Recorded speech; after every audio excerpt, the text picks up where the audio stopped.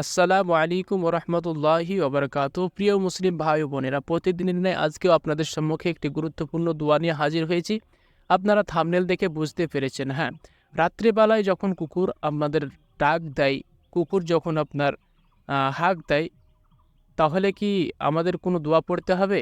হ্যাঁ, হাদিস শরীফের মধ্যে এসেছে যে আল্লাহ নবী সাল্লাল্লাহু আলাইহি ওয়াসাল্লাম বলেছেন যে যখন তোমরা রাত্রিবেলায় কুকুরের ডাক ও গাধার স্বর শুনবে, তখন তোমরা সেগুলো থেকে আল্লাহর কাছে আশ্রয় চাও, কেননা সেগুলো তা দেখতে পায় তোমরা যা দেখতে পাও না।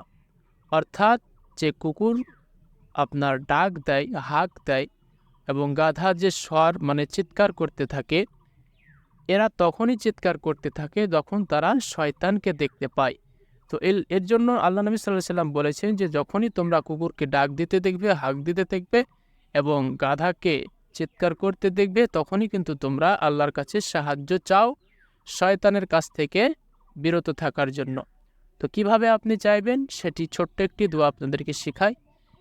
সেই সময় আপনি বলবেন আউযু বিল্লাহি মিনাশ শাইতানির রাজিম, অর্থাৎ আমি শয়তানের ওয়াসওয়াসা থেকে আল্লাহর কাছে সাহায্য চাইছি। তো আশা করছি আপনারা বুঝতে পেরেছেন বিষয়টি।